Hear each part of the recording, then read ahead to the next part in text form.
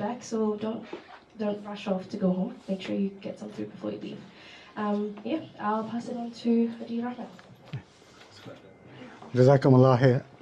Oh no, that was recording the yeah. Assalamualaikum warahmatullahi wabarakatuh.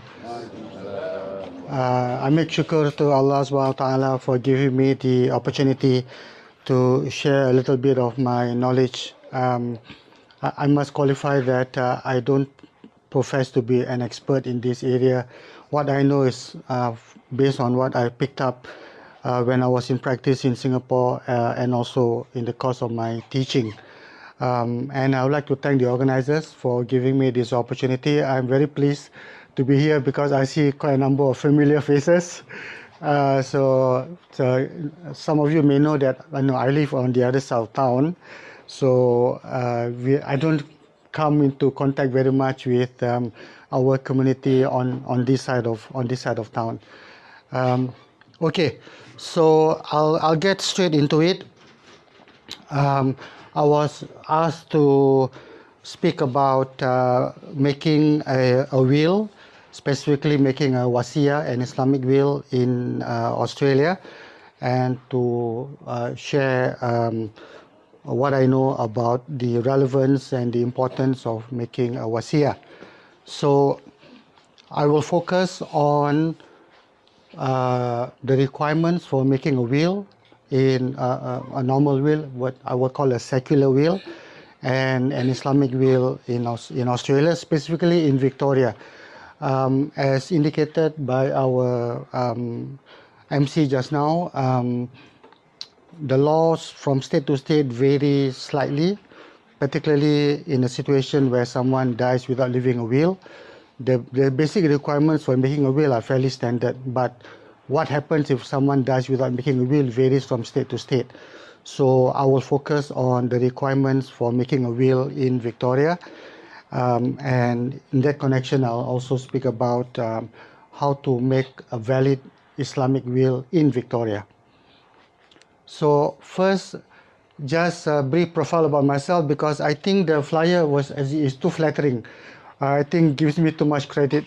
So I was a government legal officer and I was in private practice in Singapore for about 13 and a half years, from 86 to 2001.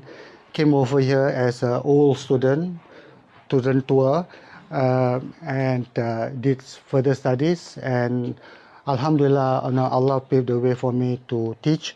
So I taught law, and at the same time I practiced as a community legal center for a few years. At the time I was teaching at Monash University. I moved to Victoria University and I've been teaching at VU full-time since 2008. So as I mentioned earlier, I'm not an expert in this area. I don't profess to be, particularly with regard to Islamic law of inheritance. I'm nowhere near being an ustad, so you'll have to consult your favorite ustads or your favorite ulama for more details. I can share with you what I know from my practice and what I've learned in the course of my teaching. So please don't take any of what we're going to discuss today as legal advice. I'm not a legal practitioner. I am a teacher, and so I can't give legal advice. If you have any specific requirements or circumstances regarding yourself or your family, please see a legal practitioner. I can assist in other ways, giving you or sharing with you what I know generally, but I can't give legal advice. Yeah. Okay. So first of all, the terminology. So I'll be using certain terms as we progress through the talk. So we need to know what these terms means.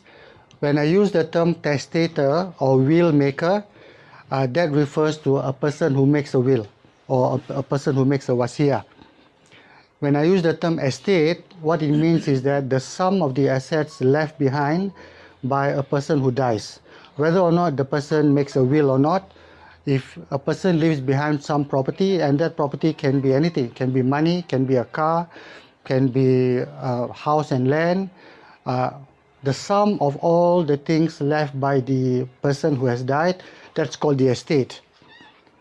Now, you may also come across the word heir. I won't use the word heir because it's sort of an old term. The more modern term is beneficiary. The term heir, usually when we use the term, we refer to a person who would benefit from the estate of a deceased person because of his or her relationship, or because the person has been named in the will as someone who will benefit. But usually when we use the term heirs, we are talking about people who will benefit because of their family relationship. And certainly in the Holy Quran, when you look at the translations, when the term heir is used, it refers to family members. The term beneficiary is a wider term. It means any person who will benefit from a will.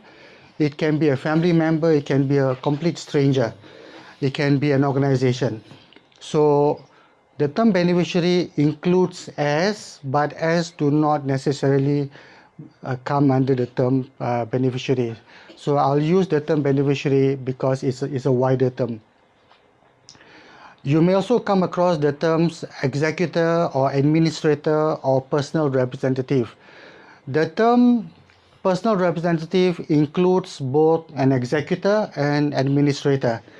Now, the difference between these three is that if a person is appointed under a will, the person is named in the will to be the person responsible to execute the will, that person is called an executor. If the deceased person made a will, but for some reason did not nominate any person to be the executor, or the deceased person did nominate someone to be an executor, but that person is not able to carry out the duties of an executor, or the person or the clause appointing the executor is invalid, then a family member can apply to be the administrator of the estate. The term personal representative is a generic term which includes both an executor and administrator. So when it's not clear whether you have an executor or you need to get an administrator appointed, people will use the term personal representative, but all three terms refer to the person or persons who is responsible for administering the estate. And then the term trust. The term trust simply means in law the legal responsibility upon legal responsibility created over the estate, over the property left by the deceased, and the trustee is the person responsible for administering the estate. Usually the trustee will also be the executor or the administrator or the personal representative of the estate. And then when you come, I think maybe I'm blocking our brothers here. When we talk about intestacy, or we come across the term intestate, it means that it's the condition of a person who has died without leaving a will, or the person did make a will, but the will turns out to be invalid.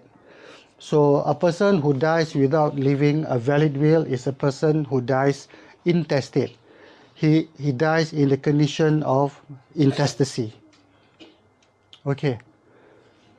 Now, what is the nature and character of a will? A will is a legal document that provides evidence of the intention and the wishes of the testator with regard to a number of things. One, how the estate, meaning the property left by the testator, should be distributed, and who should be responsible for the funeral arrangements of the testator, who should be responsible for settling whatever debts that the testator might have left, and then for distributing the balance of the estate. The balance of the estate after you pay the cost for the funeral and you settle the debts of the estate, and after you pay the legal fees, because if the person leaves behind property which is worth, say, about $100,000, then generally speaking you will need to engage a lawyer to apply what is known as a grant of probate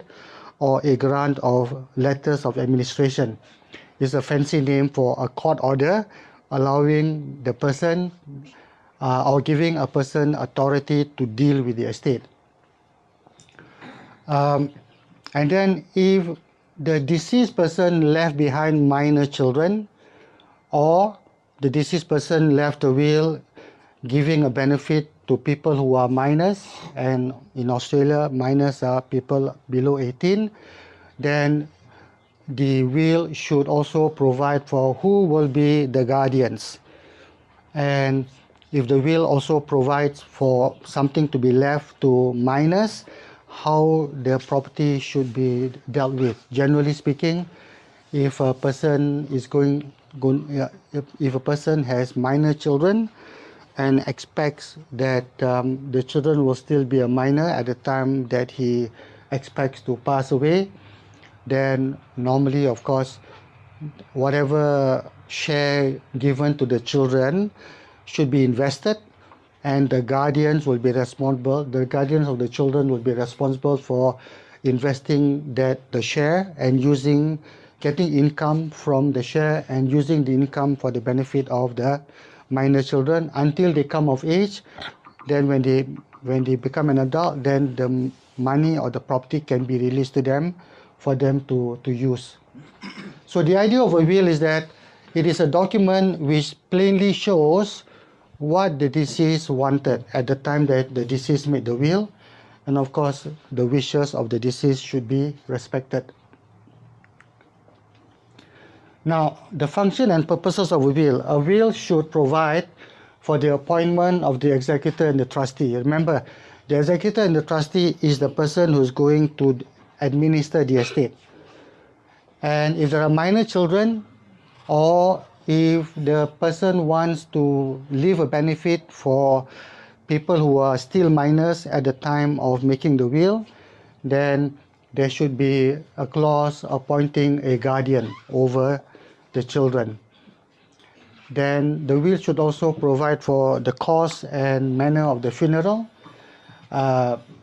Broadly speaking, I'm speaking from a general context, whether the person wants to be buried or whether the person wants to be cremated or whatever, and the administration of the estate. And this is the order.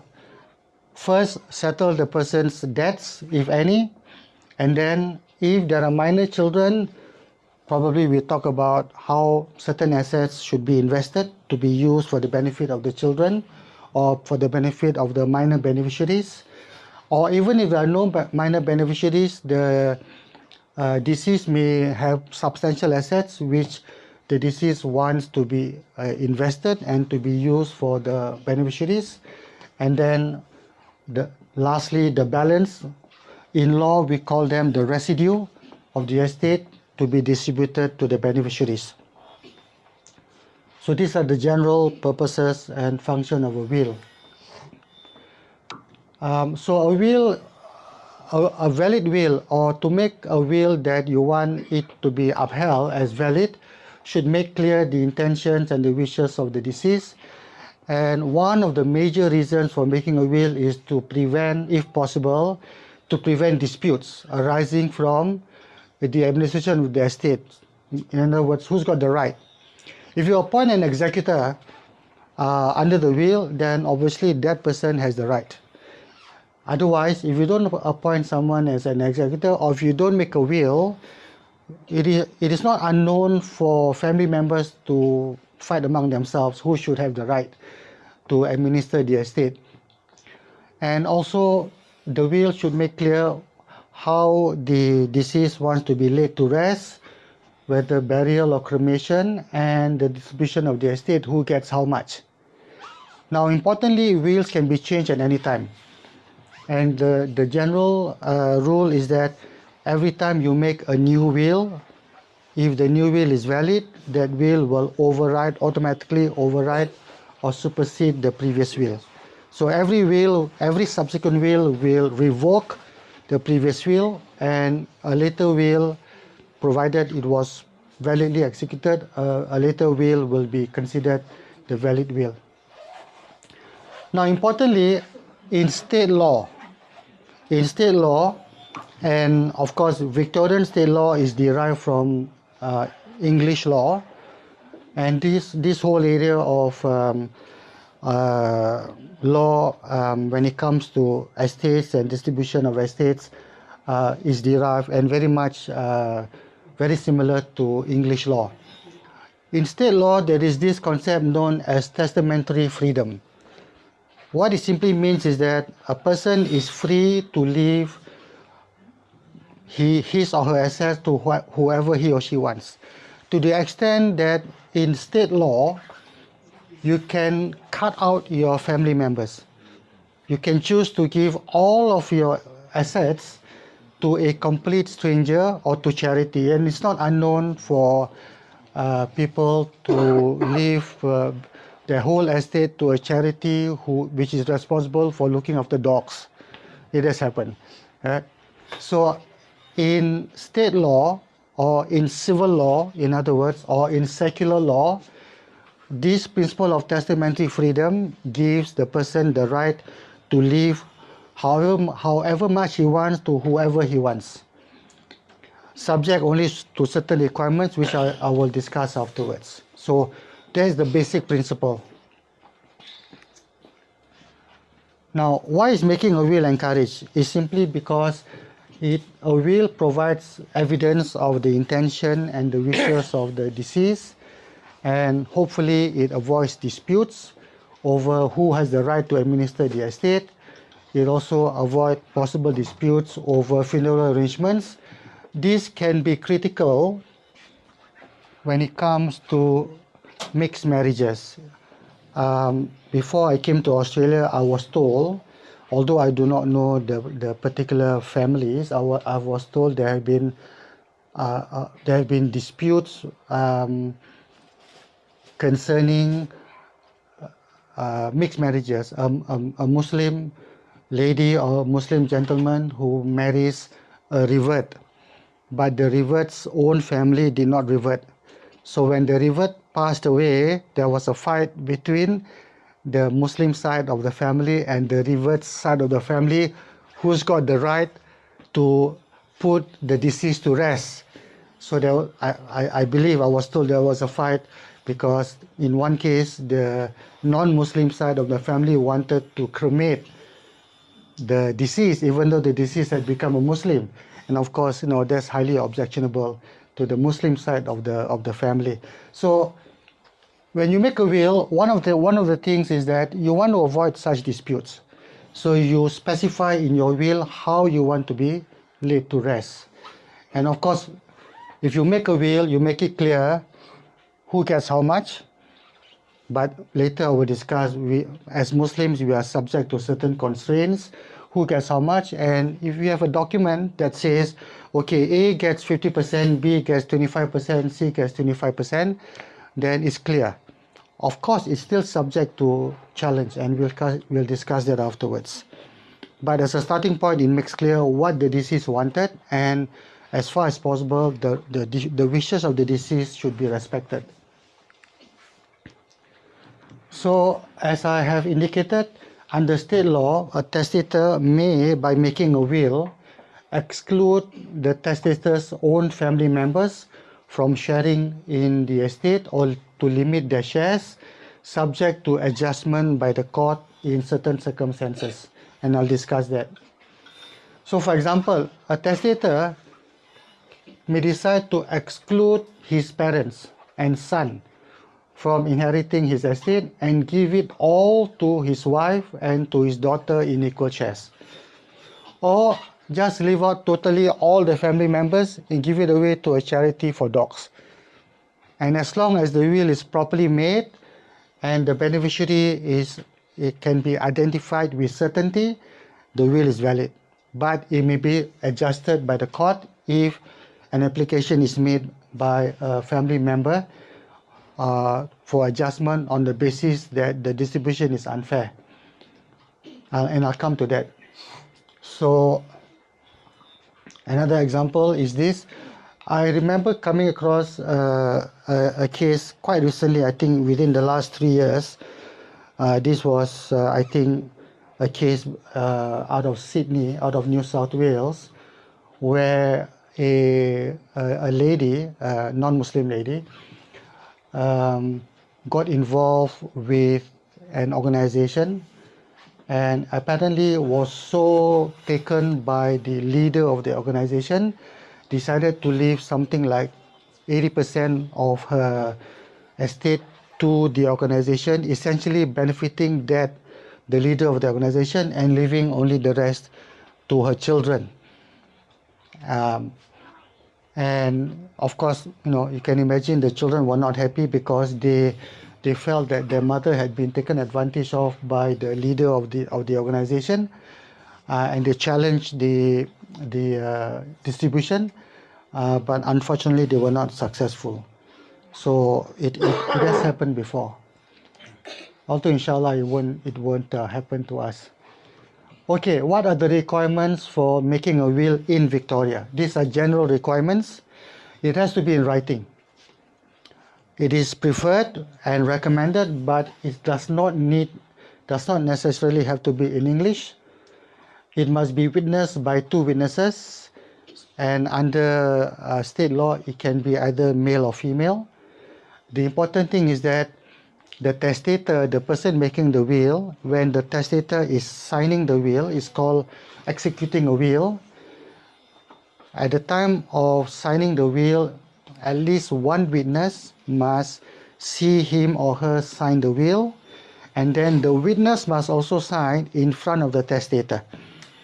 Okay, so if I'm the testator and say Brother Salim is one of my witnesses, I have to sign in front of him, and then he has to sign as a witness in front of me, and this has to be repeated with the other witness.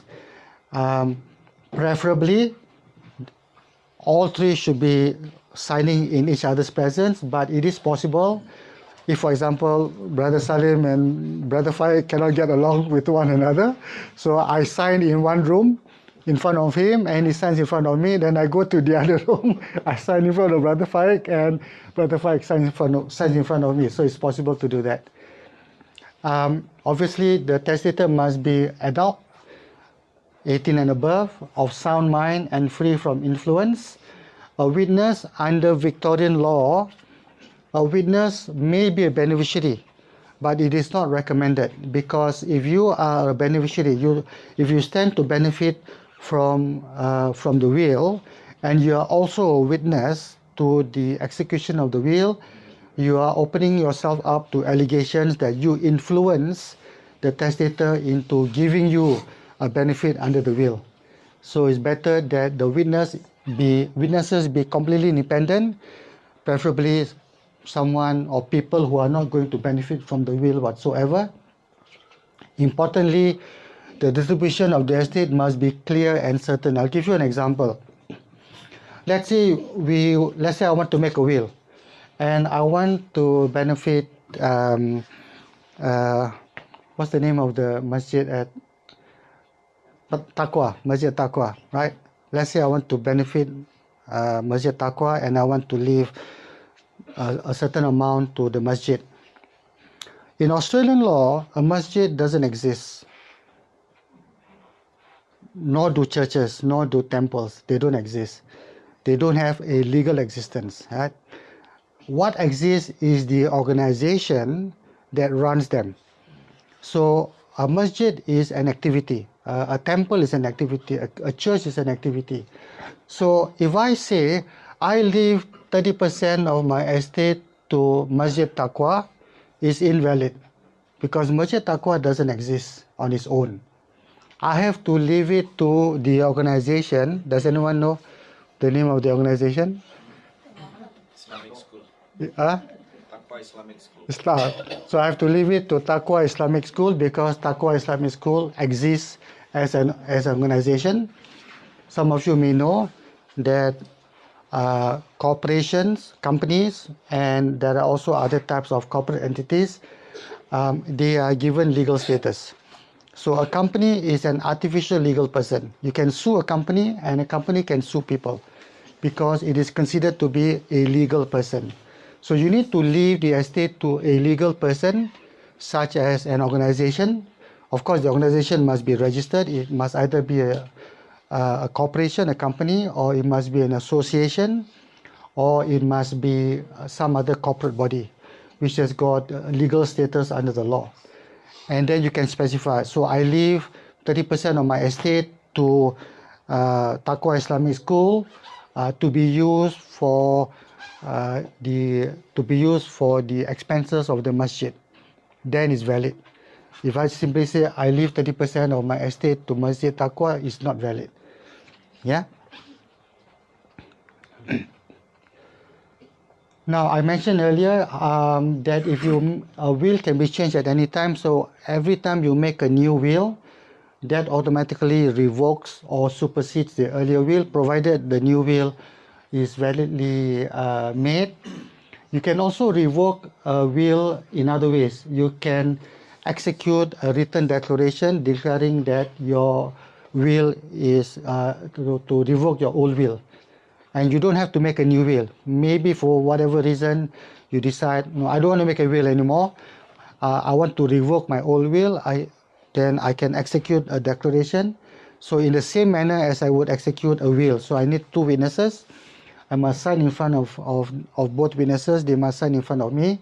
And in that document, I declare that I've revoked my will. And that is good enough. Or I can destroy it. I can tear it up. Or I can burn it. Or I can bury it. In other words, I can dispose of it, and that will be revoke the will. Or I can take my will and I put a line across it, cancel, tak pakai, right? So then it shows that I have an intention to revoke the will. Now, if you make a will before you get married, and then you get married, then your prior will is revoked except the clauses where you are giving or you have left behind something to someone who becomes your spouse, and also the clause where you appoint your spouse as your executor or trustee or a guardian. So if I made a will when I was still a bachelor, and in my will I leave 30% of my estate to my girlfriend, then I marry my girlfriend. That part of the will still remains valid. But other parts of the will, for example, I leave 10% of my estate to my best friend. That part is gone. That part is no longer valid. Yeah. So another example, in my will, I appointed my girlfriend as my executor. I marry my girlfriend. She becomes my wife. That part of the will is still valid. Yeah. Another aspect of it is that if I make a will because I intend to get married, then the will is not invalid, because, and presumably you make a will intending to get married, you're making a will to benefit your future spouse. So in such a case, then the will is not invalidated. Now this is the funny thing. If you make a will and then you get divorced, it doesn't automatically revoke your will. Your will is still valid. But the part of the will where your spouse is supposed to get a benefit, that part doesn't apply, because the law presumes, when you get divorced, the law presumes that for purposes of distribution, the law presumes that by the time, of course, your ex-spouse had died before you. So there's no, your ex-spouse will not benefit from your estate. Okay, these are the ways that a will can be revoked. Now, a will can be challenged at any time, even if the will was made validly. And there are two ways of challenging a will. One way is to challenge the validity of the will by saying that, or by bringing evidence to show that the will was not executed properly. For example, there is evidence to show that the testator and one of the witnesses did not sign in each other's presence. I signed the will in Cranbourne, and then I called Brother Salim. I'll send an email to you. Can you sign it? Pretend that I sign in front of you, and I will pretend that you sign in front of me. If there is evidence to show that, then the will is not valid. So if the will is not valid for one of these reasons, then the whole will is not valid. So that's one way of contesting the will. Or another way is to show that at the time of making the will, I was not of sound mind. The testator was not of sound mind. Maybe the testator was suffering from a mental disorder, or the testator was under influence. Someone influenced the testator to make the will and leave a substantial benefit to the person. I remember a fairly recent case within the last 3 years, again out of New South Wales, not from Victoria. A patient left behind about $2 million to his doctor, and most his family members, I think his or her, I can't remember now, was excluded. So either all or the bulk of the estate was left to the doctor. Now, of course, the family challenged. The family said he was under the influence at the time of making the will, because there was evidence that the doctor was visiting him regularly in hospital, and he made the will in hospital. But the problem was, I think the difficulty was that the will was drafted by a lawyer. And so I think ultimately, I can't remember now whether the challenge was successful, but it is an example where you can challenge a will because you think you have evidence that when the person made the will, the person was under influence or maybe even under pressure. Now, a will that was validly executed can still be contested. It can be contested not on the basis that the will was invalid, but on the basis that the distribution is unfair. And this is a simple example. Let's say the testator had 3 children, 2 boys and 1 girl, 2 sons and 1 daughter. And for the last 10 years of his or her life, the testator was bedridden. The daughter gave up her career, maybe even gave up chances of getting married, to look after the father or the mother. The testator made a will. In the meantime, the brothers, the sons, carried on with their careers. They got married. They have opportunity to accumulate wealth, to buy properties and all that. But the testator made a will leaving the estate in equal shares. So it's not fair to the daughter, because the daughter sacrificed her career, maybe even sacrificed marriage prospects and all that. The daughter may apply to the court for adjustment. The daughter may say, look, I spent the last 10 years of my father's life looking after him. What did my brothers do? Oh, they simply carried on with their careers, and now they've got 2 or 3 properties, 2 investments. They're living in some fancy apartment in town. What do I have? I've got a little 2-bedroom unit. So the daughter can apply to adjust based on her contributions, looking after the testator and all that, and the court can adjust the proportion. The court can say, okay, in these circumstances, just an example, 50% should go to the daughter, the 2 brothers, the 2 sons get 25% each. Okay? So this can be done with any will, even if the will was made validly. Now, what happens if you die intestate, or if you die in a condition of intestacy? That means you don't make a will, or you did make a will, but for some reason the will is invalid. Then, under Victorian law, certain provisions apply. And this is where there's a difference from state to state. In Victoria, if a person dies intestate without leaving a will, or I should say, without leaving a valid will, then the partner, and of course, I think most of us, if not all of us, know that when we talk about partner, we are talking about either a lawfully married partner like a spouse or a de facto partner. If the if the deceased left behind a partner, even if the deceased had children with a partner, the partner takes all. The children get nothing. Okay? If the deceased had a previous relationship and children from the previous relationship, from the previous partner or the previous spouse, the current partner takes about $452,000, the first $452,000. Now this is as at 2 years ago. Every year they make an adjustment for inflation, so I think by now it's closer to 500,000. The first 500,000 thereabouts of the estate of the deceased goes to the current partner, and then if there's still a balance, half of that balance, and the residue is divided among the children of the deceased from the previous relationship in equal shares.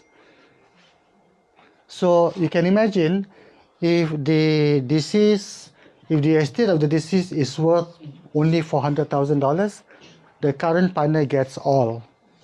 The children of the deceased from the previous relationship get nothing. Right? The current partner takes the first $452,000 plus half of the balance, and then the balance of the balance is divided among the children of the deceased from the previous relationship. These provisions apply automatically if a person dies without leaving a valid will, regardless of whether the person is Muslim or not. Simply because in Victoria, in fact in Australia, there's no provision for Islamic law to apply. Okay? Can I just see, so if it's $1 million, yep, and the previous partner has 2 children, yep, so 500,000, assuming 500,000 goes to the current partner, 250,000 goes to the current partner again, yeah, then the 250,000 is divided by the 2 children. Yep, that's right. Okay. You must have got a distinction for mathematics. So in the case of when just the spouse and the children, Yeah, when the deceased passed away, Yeah. the money goes automatically to the spouse, you're talking about children from the partner? current partner. Current partner, yes. Islamically also? Oh, no. Oh, yeah. Not Islamically. No, but It applies in to Victoria, everyone in Victoria. who doesn't leave a valid will, Oh, regardless of your faith. Yeah. If the deceased left behind only children with no partner, no current partner, then the children will share equally. That's Victorian law if a person dies without leaving a valid will. That's the same law as like if the person has a property in Victoria, property outside Victoria as well? Yes. Okay. Okay. If the deceased leaves no partner or no children, then these relatives of the deceased will inherit in order of priority. First, no partner, no children, but parents still alive, parents share. If no parents, the brothers and sisters. No parents and no brothers and sisters, they're the aunts and uncles. If all three not around or they don't exist, then the cousins. If all of these don't exist, then only it goes to the government. So there is a popular misconception that if you do not make a will, the government will take your estate. No. Right? The law says the law says that it goes to the relatives in this order. If none of these people exist, then only it goes to the government, and of course it goes into the consolidated fund and is used for the benefit of the population of the Victorian residents. Okay, so for us we have Surah An-Nisa. I've just reproduced the translation of certain ayah. So ayah 11, Allah commands you as regards your children's, meaning the children's inheritance, to the male a portion equal to that of 2 females, and these are fixed shares. These are ordained by Allah, and Allah is ever all-knower and all-wise. Ayah 13, these are the limits set by Allah or ordainments as regards laws of inheritance. And whosoever obeys Allah and His Messenger Muhammad sallallahu alaihi wasallam will be admitted to gardens under which rivers flow, meaning in Jannah, to abide therein, and that will be the great success. And Ayah 14 says, and whosoever disobeys Allah and His Messenger Muhammad sallallahu alaihi wasallam and transgresses Allah's limits, Allah will cast him into the fire to abide therein, and he shall have a disgraceful torment. So for Muslims, we are regulated by the Holy Quran, and specifically when it comes to inheritance, this is actually in the Quran itself. So it's Quranic law. When it comes to distributing our estate to our family members, it is actually in the Quran. It's not hadith, it's not opinion of scholars, it's in the Quran itself, and they are fixed. You cannot change them. So you might be asking, if the Quran already prescribes how to calculate and how to distribute shares to the family of a deceased Muslim, and I should have mentioned this earlier, you are allowed, Muslims are allowed to give away up to 1/3 maximum to someone outside the family. Then you might be asking, what's the point of making a wasiyyah? Well, it's still necessary, and in fact it is encouraged in Islam, because as we saw earlier, you make a wasiyyah or a will to appoint the executor and the trustee, and if there are minor children, to appoint the guardian.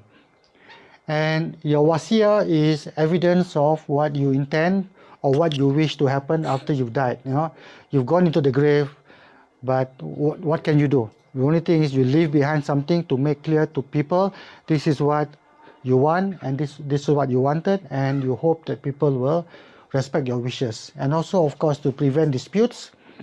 And importantly, in our context, living in a country that does not provide for the application of Islamic law, to prevent the laws of intestacy, the one that we just saw just now, to prevent those laws from applying. So let's go back, right? To prevent these laws from applying.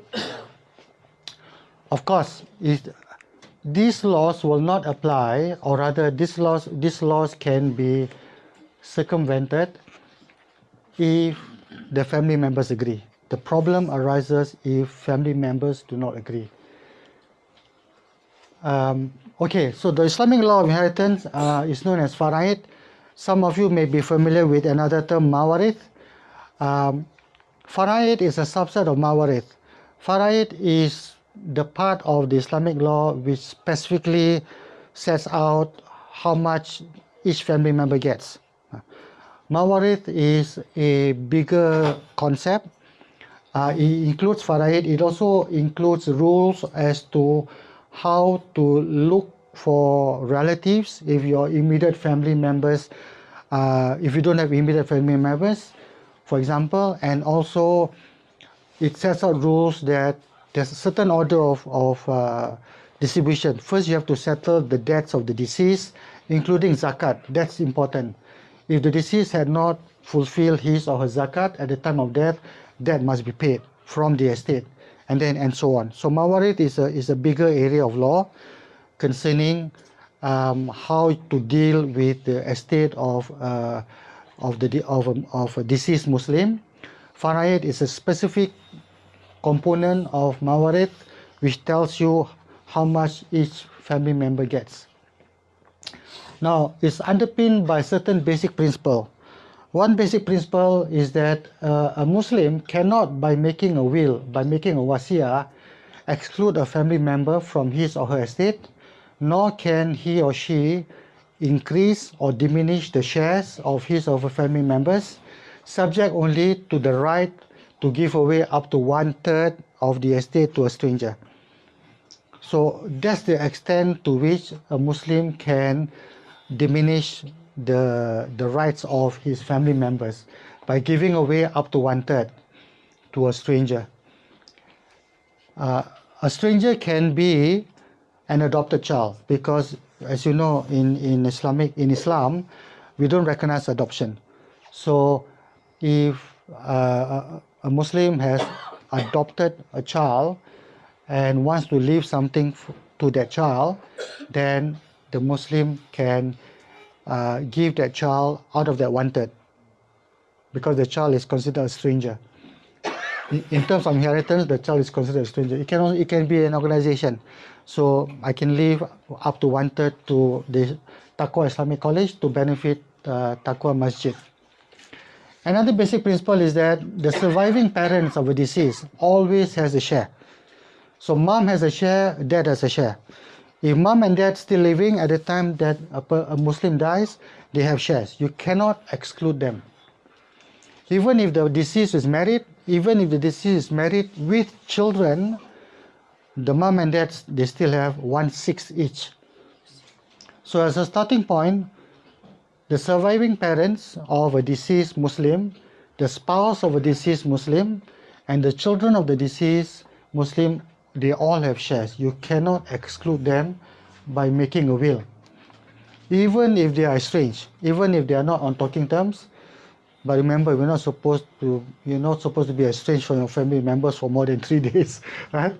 But even if you are estranged, you cannot, on the basis of being estranged, exclude, I hate my wife, I hate my daughter, I hate my son, I'm not going to give him or her anything anymore. You can't do that. Yeah, you can make a secular will, and if you make it validly, it will be valid, but you'll be going against the Quran. Right? You'll have to answer for it to Allah when the time comes. Now, the rules of inheritance, Islamic inheritance also emphasizes and preserves the rights of members of the family of the deceased, and the shares of the heirs or the beneficiaries are set out in the Holy Quran and depends on who survives the deceased, whether it's a male or female, and whether the deceased was married at the time of death. Now, so in one sense, you could say the freedom, the testamentary freedom given by state law to people generally, to give however much they want to whoever they want, that is not permissible in that sense, because you cannot diminish, you cannot enlarge your family member shares, and of course you cannot exclude them from your estate. But you also have testamentary freedom in another sense. You can leave up to 1/3 to a person who will not normally be a beneficiary of your estate. And in fact, this principle of testamentary freedom is the key to us as Muslims to be able to live, to be able to have our estate divided according to faraid. Is this very principle that allows us to make a valid will, a will that is valid according to state law in terms of the formalities. It's in writing, it's witnessed by 2 witnesses, but at the same time, because of this principle, we can say we want our estate to be divided according to Islamic law. It has nothing to stop us from doing that. Okay. Another principle of Islamic law of inheritance of faraid is that it always looks for a male relative, because male relatives have a duty, have an obligation to look after the female relatives of the deceased. So if, for example, if the deceased was a man, and he was survived by his father and a son, then the male share goes to the father and the son. Now later you will look, and I think most of us already know, sons get double the share of daughters. Why? Because they have to use their share to look after their sisters. The sisters don't have to use their share to look after their brothers. Okay? So you get the benefit, you also get the burden. So if the deceased, but however, if the deceased is a male, not survived by his father or son, that means the father died earlier, the deceased did not have a son, or had a son, but the son also died before the deceased, then this share for males goes to his grandfather, if his grandfather is still alive. If his grandfather not alive, then it goes to his brothers. Some people might say that's not fair, but the brothers, his brothers, having got a share, have to look after the widow and the female children. So if the deceased left behind a wife and daughters, father died earlier, no son or son also died earlier, no grandfather, grandfather also died earlier, but brothers, certain shares goes to the brothers. Of course the wife and the daughter still get, certain share goes to the brothers must use their share to look after the sister-in-law and their nieces. That's the obligation.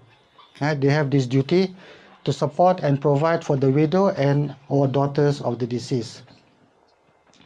Now I'll go through some examples just to illustrate that it can be complicated. I don't pretend to know how to calculate, right? I use a website. I will show you afterwards. A website to work it out. So if let's say the deceased was a male person, and at the time of passing away, his parents were still alive. He had a wife, he had one son, one daughter, had a brother and a sister. The estate is divided into 72 shares. The parents are each entitled to, I mentioned earlier, 1/6 each, so 12 out of 72. So father 12 shares, mother 12 shares, total 24 out of 72. The wife gets 9 out of 72 because the wife gets 1/8 of the estate. The son gets 26 because the son gets double the daughter. The daughter gets 13 shares out of 72. Now the father of the deceased and the son, they both have an obligation to support the deceased wife and daughter. Right? It's their responsibility. They get a share, they have the responsibility. The deceased siblings have no share. In this example, no share because the deceased left behind immediate male relatives, being the father and the son. The 72 share, is it based on parents? Based on this number of people. Distribution. So obviously if it's different, then the share will be different. Yes, if for example 2 sons or 2 daughters, that will be different. This is just an example. Yeah. Fraction calculation. Question. Yeah. So if they are staying in the house and the house already paid, and then they are going to sell the estate, Okay, we'll come to that separately because when we talk about house and all that, usually if you're married, you'll be in your husband and wife's name, right? So we'll come to that. We're talking about generally now. So another example, if the deceased was a male person and left behind a wife, a son and a daughter and 2 brothers, is divided in, but the parents have died before the deceased, is divided into 24 shares. The wife gets 3 out of 24, 1/8. The son gets 14 shares out of 24, double the daughter, 7. The son has the obligation to support his mother and his sister. Right? The brothers no share because the male share has gone to the son. There's a closer male relative to whom the share is given, and that male relative, in this case is the son, has got the obligation to use his share to help maintain or look after the female relatives. In this case, the female relatives would be the mom and the sister. The brothers have no share because the male share has gone to the son. Another example, if the deceased was male, survived by his mom, father passed away earlier, 2 brothers, wife and 2 daughters. So you can see here, the immediate family members, no males. Immediate family member, mother, father passed away, and the other immediate family members, the wife and 2 daughters, no sons. No father, no son, no grandfather. But he's got brothers. The brothers will have a share. So it's divided into 48 shares. Mother gets 8 out of 48, 1/6. The mother and father share is fixed. The widow gets 6 out of 48, 1/8. The first daughter, the 2 daughters get equal shares, 16 out of 48 shares each. then the two brothers get 1 share each out of 48. And if the widow and the daughters of the deceased need help, they have to use their shares to help the widow and the nieces. Okay.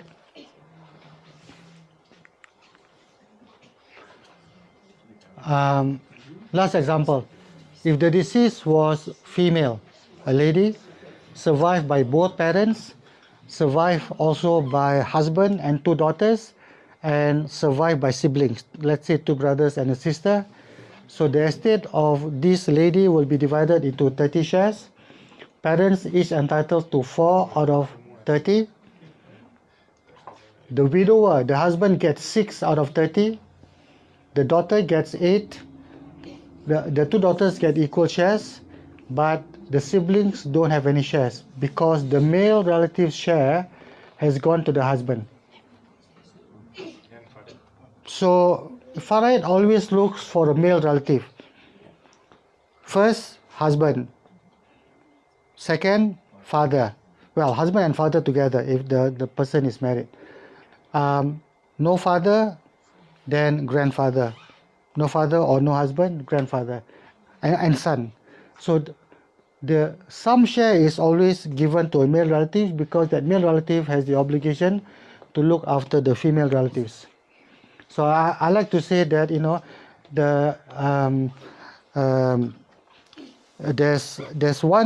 there's one creature who is looked after from cradle to grave, and that is the Muslimah. Someone is always there to look after the Muslimah. First, when she is born, is the father. If the father has died, the grandfather. Grandfather is no longer around. Father and grandfather no longer around. The brothers, right? And if she's married, then the husband. If she's married, she's divorced, she goes back to the father. The father looks after her, or the grandfather, and so on. So in this case, the siblings have no share because the male relative share has gone to the father and the husband. So what are the requirements for making a wasiyyah? So in order for an Islamic will to be valid, it's got to comply with both the state law and the Sharia. So this is the combination of the requirements for an Islamic will to be valid. Now, of course, if you don't comply with the Sharia, but you comply with the state law, it will still be recognized. But in Islamic law, it's not valid. So if you want to be sure that you make an Islamic will that is valid, you need to meet the requirements for both the state law and then the Sharia. It must be in writing. It is preferred and recommended, but not necessarily have to be in English. And this is the requirement of the Sharia. The 2 witnesses must be male. Although I think I can't remember whether it's a hadith or an ayah is better. So it should be 2 Muslim male witnesses to comply with both Islamic law and state law. They must sign in each other's presence. To comply with state law, must be adult, of sound mind and free from influence. To comply with Islamic law, must have reached the age of puberty. Normally, of course, if you are an adult, if you are 18 or more, you would have reached puberty. Under state law, a witness can be a beneficiary, but under the Sharia, the witness should not be a beneficiary. Then, of course, the distribution must not contravene faraid. You cannot say, I leave out my son. My son gets no share under my will. It cannot contravene faraid. And it must be clear and certain. This is to comply with state law. So my example earlier, you want to benefit the masjid, you got to leave it to the organization that runs the masjid and not the masjid itself, because the masjid doesn't exist in its own. Haji, the witness, what happened if he deceased before the testator? Is that still valid? Sorry, if? The witness deceased before... Doesn't matter. Okay. Doesn't matter. Yeah, this happens all the time. Okay. Right? What some people do is that after making the will, each witness makes an affidavit. An affidavit is like a statutory declaration, but is used for court purposes. In case the witness dies first, and there's a problem with the will, if let's say somebody is not happy with the will and says, I don't believe that the will was properly executed. I don't believe that the testator signed the will in front of a witness. You at least you have the affidavit. You have the document signed by the will to confirm that the witness at the time did witness the testator making the will. That is if the witness dies first. Of course, if the witness is still alive and this matter has to go to court, then the witness will come to court and confirm, yes, on such and such day, I did witness Rahman signing the will. And I signed in front of him, he signed in front of me. Okay? So, the effect is that if you want to make a valid Islamic will in Victoria, you have to comply with both the Sharia and the state law, the requirements of the state law. And these are some resources. You can look up the Wills Act, or you can look up the Administration and Probate Act. The Victoria Legal Aid has got a website which gives you guidance on how to make a will generally, not Islamic wills. The Victoria Law Foundation has got a very useful guide to making a will. Now, if you want to make an Islamic will, you can use one of these two resources. You can use this Brother Adil, who has got this website, wasiyyah.com.au. Some of you may already be familiar with him. You can go to his website, you fill up a questionnaire online, and then you submit it. He drafts the will for you, he emails it to you, and then you print it out and you sign it. You organize for 2 witnesses to sign. Similarly with this other organization, I don't know who runs this organization, but they provide a similar service, muslimwills.com.au. Then ANIC is the Australian National Imams Council. On their website they have a link. I'm not sure who they tie up with. I think they tie up with a law practice in Sydney. Probably, I can't remember the name now, but one of the prominent law practices that's got Muslims as the lawyers, and they have been quite vocal.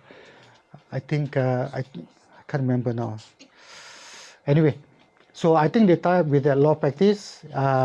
If you want to make an Islamic will through them, email them, go to their website, there's a link there, email them, and they will refer you to the law practice to draft the will for you. This is a link to the Sharia Court of Singapore inheritance calculator, and this is what I use. If I want to know which of my family members get how many shares, then I can go to this website. I fill in the information. Who's going to live? Who am I going to leave behind? A husband, a wife, how many sons, how many daughters, whether my parents are still alive, and so on. Then they will work out for you. They use an algorithm. They will work out for you, and you can use that as a basis for making your will, because then you know the shares to put into your will. Then the MUIS of Singapore, Islamic Council of Singapore, also has got this website where they give you a guide to making a wasiyyah in Singapore. So these are some of the resources. There are plenty of other resources on the internet. There are law practices, quite a number of law practices in Australia which offer the service of drafting an Islamic will for you. Some of them have a similar format like wasiyyah.com.au or Muslim Wills. You go to the website, you fill up the questionnaire online, then they draft it for you, they email it to you, you pay for it, and then you print it out and you can organize the execution of your will. So there's no shortage of services out there if you want to make an Islamic will. What's the difference between going to this website and getting a will from post office? Okay, the difference of course is that this will be vetted by lawyers.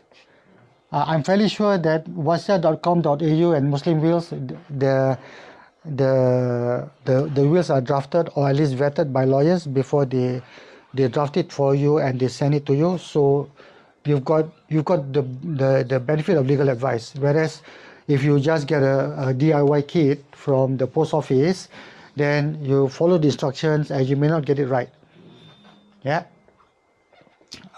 Especially when it comes to deciding, putting out how many shares to be given to each family member.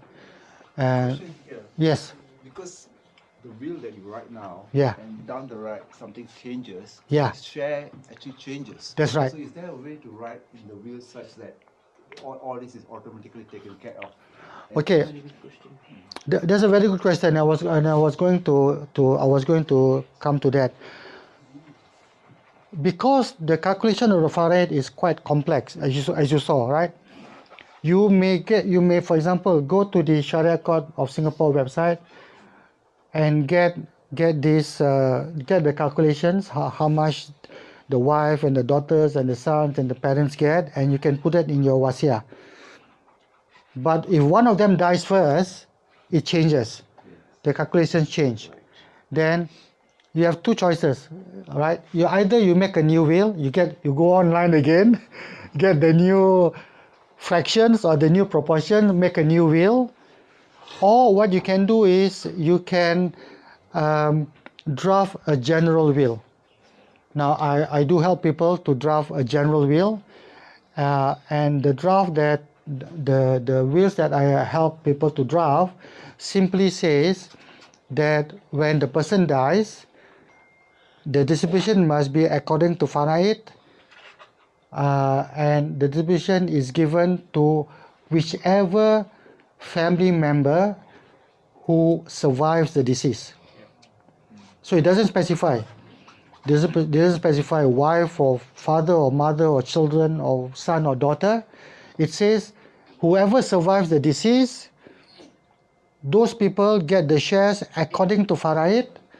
And if the executor or the trustee is not sure, the executive trustee may refer to Board of Imams, Victoria, or ANIC, the Australian National Imams Council, or Sharia Court of Singapore to get the inheritance certificate and be guided as to how the estate should be distributed. So if you use a general form, like what I've mentioned, you don't have to keep changing a will. If someone in your family dies first before you, you don't have to keep changing your will.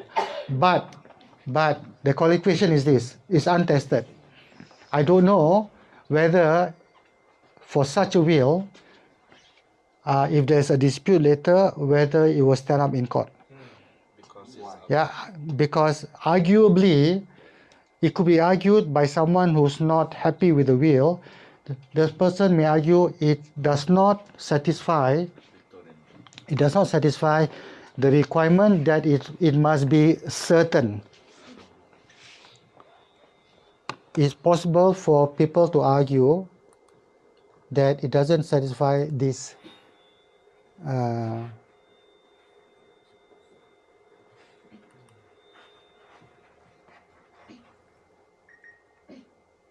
it doesn't satisfy this requirement. There may be an argument. It's not clear and certain by saying that whoever survives me gets a share according to faraid. There's an argument that it does not satisfy this requirement. So that is a disadvantage. The advantage is that you don't have to keep changing, you don't have to keep revising your will.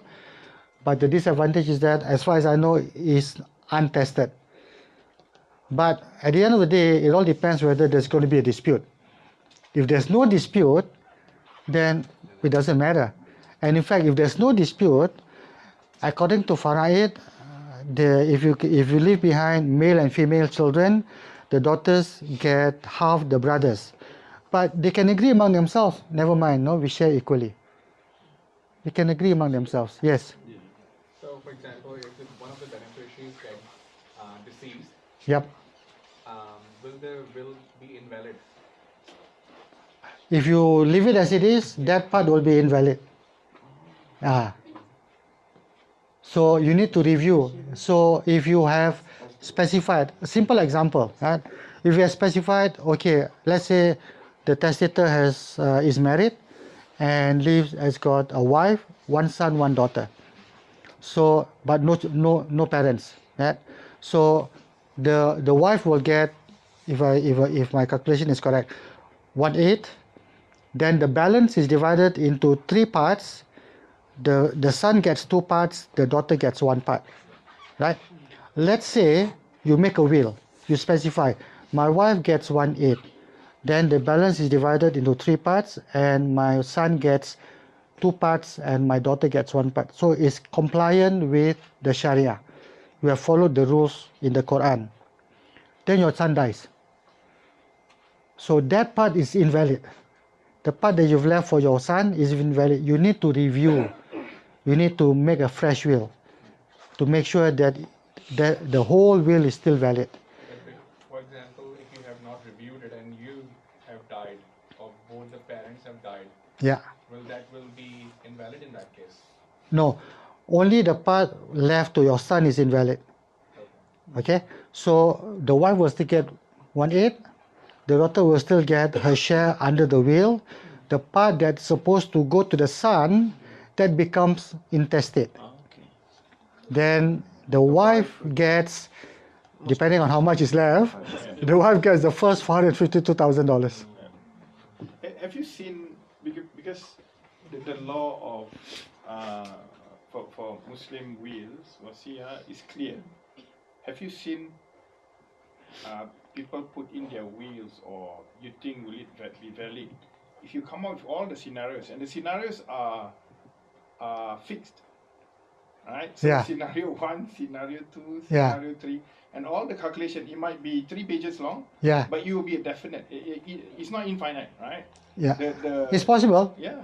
It is possible. Then But you have to provide for. I've never seen it because I think it's just too complicated. For example, you got, let's say the person making the will, at the time of making the will, still has got parents, still is still married, have got boys and girls. You have to provide for the contingency. What if father dies first? What if mother dies first? What if the wife dies first? What if the son dies first? What if the daughter dies if first? that is the case, as long as I'm alive, Yeah. I create another will. Right? Until, Then you don't need to make until the last one, then you where I don't- don't have control. Then you don't have to make these contingencies. Okay. As soon as a family member dies, you make a new will. Yep. But when I die, Yeah. right, I don't know how long, where that will be valid. Actually, you're right. Right? We It- just keep on doing until whatever that you can control. Until you say goodbye. Not my problem anymore. Yeah. Did I answer your question? Yes. Okay. Any other questions? I think Going back we've to the come. thing about the Yeah. spouse. Yes. We're going to explain that. About the house and the spouse. Oh, okay. All right. Now, a popular question is about what if a house or property is owned by a husband and wife, and one of them dies. Either the husband dies or the wife dies. Who gets the property? Okay. By default, whether in Singapore or in Australia, I can't speak for Malaysia because Malaysia has got specific laws, particularly when it comes to Bumi Putra land, so I won't go there.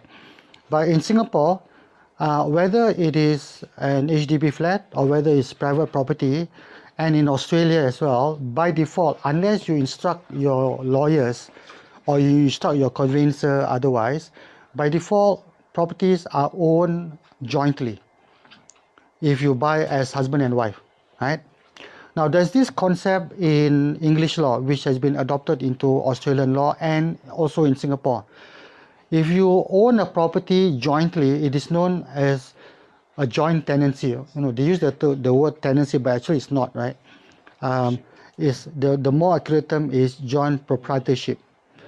If you own a property jointly as joint proprietors, there is this concept called the right of survivorship. Whoever survives, the other owner gets all. Simple example, husband and wife buy a property, they bought it as joint proprietors, husband dies, the wife gets all, the whole property, to the exclusion of any children.